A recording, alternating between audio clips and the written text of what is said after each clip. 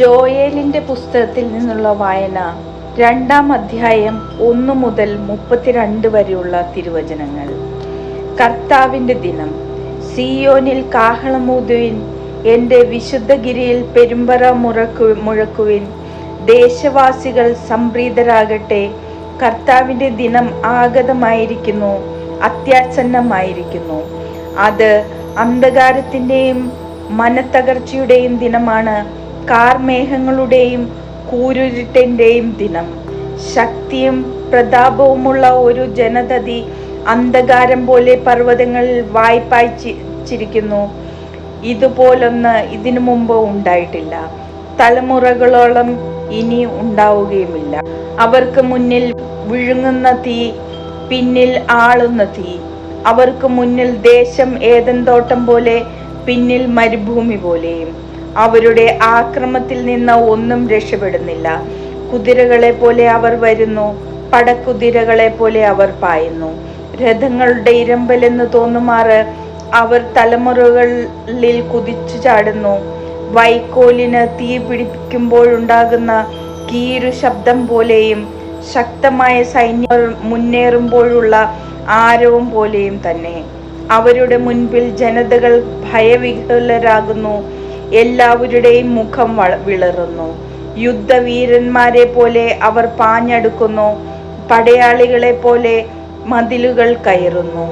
തിരതെറ്റാതെ ഓരോരുത്തരും താന്താങ്ങളുടെ മാർഗത്തിൽ അടിവെച്ചു നീങ്ങുന്നു.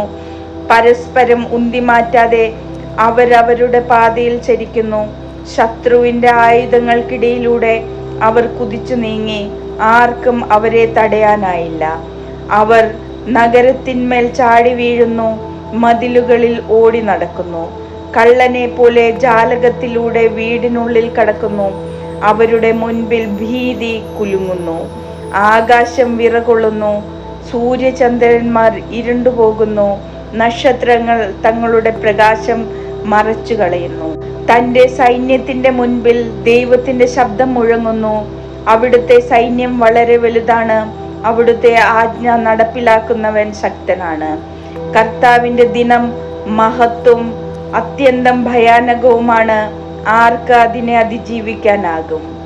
പശ്ചാത്തപിക്കുവിൻ. കർത്താവ് അരുളി ചെയ്യുന്നു, ഇപ്പോഴെങ്കിലും ഉപവാസത്തോടും വിലാപത്തോടും നെടുവീർപ്പോടും കൂടെ നിങ്ങൾ പൂർണ്ണ ഹൃദയത്തോടെ എൻ്റെ അടുക്കിലേക്ക് തിരിച്ചു വരുവിൻ.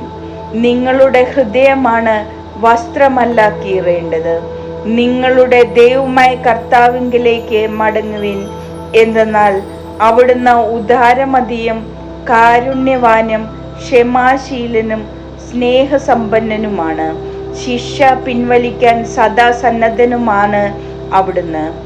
നിങ്ങളുടെ ദൈവമായ കർത്താവ് മനസ്സ് മാറ്റി ശിക്ഷ പിൻവലിച്ച് തനിക്ക് ധാന്യബലിയും പാനീയ ബലിയും അർപ്പിക്കാനുള്ള അനുഗ്രഹം തരികയില്ലെന്ന് ആരറിഞ്ഞു?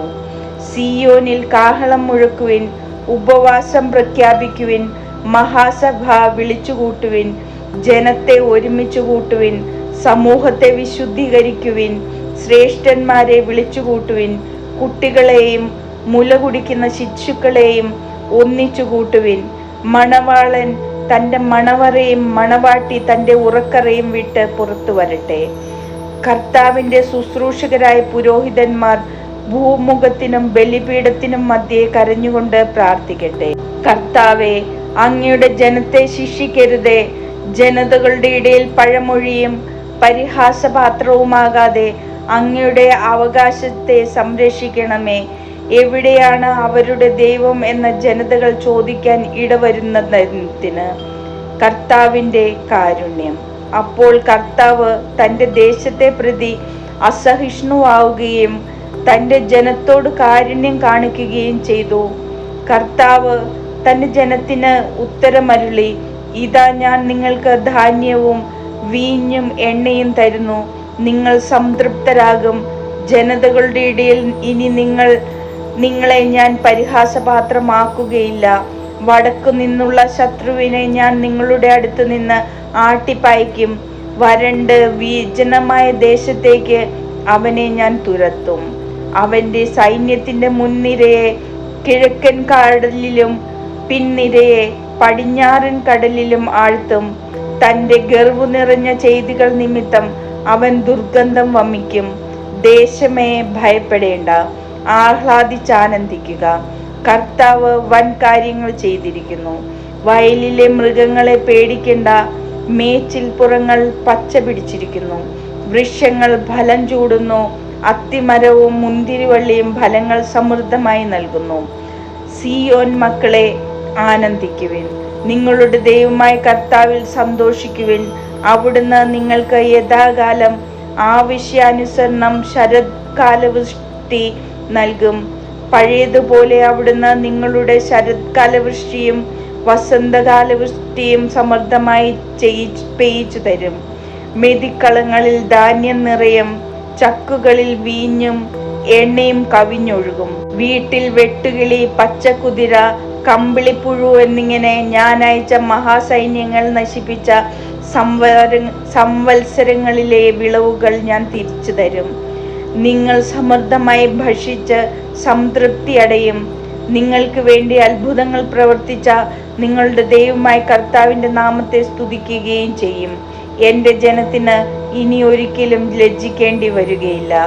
ഞാൻ ഇസ്രായേലിൻ്റെ മധ്യേ ഉണ്ടെന്നും കർത്താവായ ഞാനാണ് നിങ്ങളുടെ ദൈവമെന്നും ഞാനല്ലാതെ മറ്റൊരു ദൈവമില്ലെന്നും അപ്പോൾ നിങ്ങൾ അറിയും.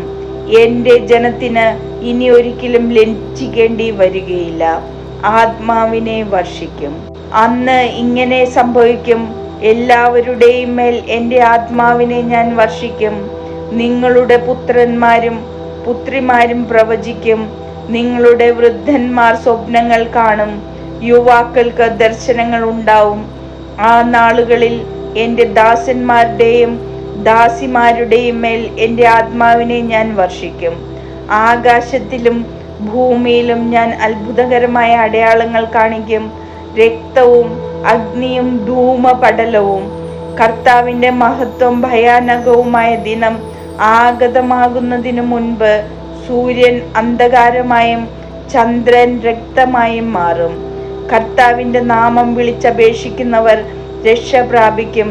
കർത്താവ് അരുളി ചെയ്തതുപോലെ സിയോൻ പർവ്വതത്തിലും ജെറുസലേമിലും രക്ഷപ്പെടുന്നവരുണ്ടാകും. കർത്താവ് വിളിക്കുന്നവർ അതിജീവിക്കും.